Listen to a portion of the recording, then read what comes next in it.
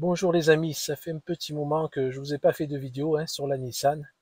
Aujourd'hui, ça fait 3 ans que je roule avec cette Nissan Leaf. Je vous avais fait une vidéo au bout de 2 ans. Aujourd'hui, j'ai dépassé les 3 ans, elle a bientôt 40 000 km. Et aujourd'hui, j'ai rien vraiment à dire dessus, parce j'ai eu zéro souci, quasiment zéro souci dessus. Il y a eu un rappel la première année pour la boîte, je crois, mais bon, rien de particulier. Aujourd'hui, elle a 3 ans, j'ai rien fait à part les essuie-glaces et j'ai bientôt les pneus avant à changer. Voilà. D'ailleurs, je me demande si je vais passer sur des pneus encore été ou passer sur du 4 saisons. J'essaierai peut-être le 4 saisons comme ça. On verra si au niveau de la consommation ça change quelque chose. Mais c'est vrai que j'ai peur que ça s'use un petit peu plus vite. Je vous dirai aussi si maintenant que j'ai dépassé les 3 ans, est-ce que je vais la garder ou bien essayer de la revendre parce que c'est une voiture que j'ai achetée donc il y a 3 ans. J'ai pas fait de LOA avec, je l'ai acheté parce que j'ai eu un tarif intéressant grâce aux aides. Il y avait une aide de l'État, une aide des Bouches-du-Rhône et aussi il y avait une remise Nissan. Donc c'est vrai que j'ai eu un super prix.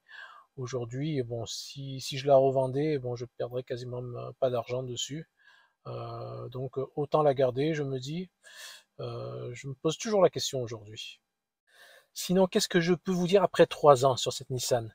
euh, Qu'elle a parfaitement joué son rôle de voiture économique, une voiture à tout faire parce qu'elle a un grand coffre, elle a de la place, euh, elle consomme vraiment peu. J'ai vu des tests sur internet, je sais plus quel site, où ils ont fait des tests et c'est vrai que la Nissan Leaf fait partie du top 3 en consommation, et c'est vrai qu'elle consomme pas beaucoup par rapport à sa taille en plus, parce que bon, elle a un coffre de plus de 400 litres, elle fait 4,49 m de long, voilà, c'est pas une citadine, c'est plutôt une grosse compacte. Donc à ce niveau-là, j'en suis très content. Alors en consommation, consommation on est au top. 2, fiabilité maintenant. Au niveau fiabilité, comme je vous l'ai dit précédemment, aucun souci en particulier, ni gros ni petit. Après 3 ans aujourd'hui, la voiture roule bien, est toujours silencieuse, pas de petits rossignols, de bruit de mobilier. Pour ça, je trouve que c'est toujours au top. Autant de puissance pour on va dire, pour son petit moteur de 150 chevaux. Par contre, il y a quand même 310 Nm de couple dessus. C'est assez puissant, c'est très coupleux. Voilà. À ce niveau-là aussi, bon, j'en suis pleinement satisfait. Alors, vous allez me dire, elle est vraiment parfaite cette voiture, pourquoi tu la gardes pas? Ben, déjà, ouais, je pense peut-être la garder, mais bon, il y a pas, tout est pas parfait non plus, il faut prendre cette voiture pour ce qu'elle est, c'est-à-dire une voiture très économique, bonne à tout faire, une voiture de tous les jours, trajet boulot, dodo. Voilà. Ce qu'elle n'est pas, c'est pas une grande routière, voilà. Vous pouvez, mais vous n'allez pas facilement traverser la France ou faire plusieurs pays d'une ou deux traites avec. Voilà, c'est pas du tout son truc. Alors c'est parti, premier petit défaut, la prise de charge rapide CHAdeMO. C'est pas vraiment un défaut, mais aujourd'hui c'est vrai que quand on arrive sur une station de recharge avec plein de bornes, on est limité en CHAdeMO. Alors, souvent il n'y a qu'une seule prise CHAdeMO, voire deux, et si elles sont prises, parce que souvent les CHAdeMO font combo CCS aussi. Alors parfois les voitures, alors, s'il y a 10 bornes de charge, qu'il y a 5 voitures et sur les 5 il y en a une qui est sur l'achat démo, eh ben, vous êtes obligé d'attendre. Vous ne pouvez pas prendre la combo CCS. Ça, c'est quand même un petit défaut qui peut être très, très énervant. Voilà, parce que bon, même si je la prends pas souvent pour partir, quand ça arrive, eh ben, ça peut nous mettre une demi-heure d'attente supplémentaire. Ce qui fait sur un voyage, c'est pas mal quand même. Ça, c'est assez embêtant. Voilà pour son premier petit défaut. Bon, là, c'est le deuxième défaut. Par contre, je vous avoue, c'est pas un petit défaut. C'est le plus gros défaut pour moi de la Nissan Leaf. C'est la batterie qui chauffe beaucoup, qui chauffe très vite et qui n'est pas bien refroidie. Ou peut-être pas refroidie du tout, je sais pas. C'est pas une légende. La batterie de la Nissan Leaf chauffe. Et voilà, c'est le problème peut-être numéro un qui vous empêchera d'aller loin et surtout quand il fait chaud. Alors l'été, si vous voulez faire plusieurs charges rapides, ça va être difficile avec la Nissan Leaf. Donc c'est-à-dire que si vous roulez à moins de 30 degrés, ça peut le faire avec des charges rapides. Vous pouvez faire 2 voire 3 charges rapides. Par contre, j'ai vécu cette expérience il y a une semaine quand il y a eu les canicules. J'ai roulé à 39 voire jusqu'à 41 degrés aux alentours de Manosque, Sisteron. J'ai fait une charge rapide, une seule charge rapide et ma batterie était dans le rouge. Vous avez bien entendu. Canicule plus charge rapide. En plus j'étais en montée, je partais un peu vers les Alpes. Ça pardonne pas. La batterie, elle est rouge vif.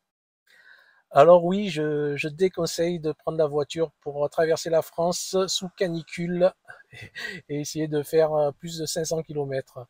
Ouais, là, la batterie, bon, c'est pas... La batterie va pas prendre feu, hein, mais dans le rouge, vous serez limité en charge et limité en puissance aussi. Là, j'ai été limité à peu près à 70% de puissance. Voilà, ce qui me convient largement. Quand je fais de la route, c'est rare que je dépasse les 50% de puissance au niveau de la batterie lors des accélérations. Voilà, parce que souvent je roule en mode éco et j'accélère tout doucement pour préserver et économiser la batterie. C'est vrai que qu'avant d'acheter une Nissan Leaf, il vaut mieux savoir tout ça. Bon, la voiture, sinon, elle est excellente. Voilà, moi, j'avoue que j'ai dans la maison, quoi, dans la famille, on a une thermique, hein, on a même 2 thermiques. Et quand on a besoin de faire un long trajet, on va prendre le gasoil. Souvent, on va pas s'embêter. Mais pour la personne qui veut une seule voiture à tout faire pour partir en vacances loin, partir en Espagne, en Italie ou autre, non, je déconseille quand même la Nissan Leaf. La Nissan Leaf serait plutôt une voiture de tous les jours, voilà, sauf pour les très grandes vacances, quoi, les vacances qui sont très loin, éloignées ou qui font souvent des trajets très éloignés. Sinon, pour tous les jours, si vous faites 50, 100 km par jour avec votre voiture, c'est parfait. La Nissan Leaf et vous mènera à votre boulot, vous ramènera sans souci, tout en faisant des grosses économies et dans un confort assez top. Bon, j'essaie de chercher d'autres défauts, mais c'est pas facile. Qu'est-ce que je pourrais dire rapidement? Peut-être la vitesse max limitée à 150 compteurs, mais bon, en France, on n'a pas besoin d'aller aussi vite. Peut-être pour doubler, bon, même pas. Donc ça compte pas. Qu'est-ce que je pourrais dire d'autre? Il n'y a pas de... Alors, vous avez la caméra de recul, mais il n'y a pas le radar de recul, ça sonne pas. Donc si vous allez vite, vous reculez, que vous regardez mal, vous approchez d'un mur, ça peut être dangereux. Bon, mais c'est pas un gros souci non plus. Définition de la caméra de recul n'est pas terrible, mais bon, ça marche bien. Surtout bon, la nuit, c'est plus embêtant parce qu'on voit quand même pas très bien, hein. Mais bon, la journée, ça va, ça passe.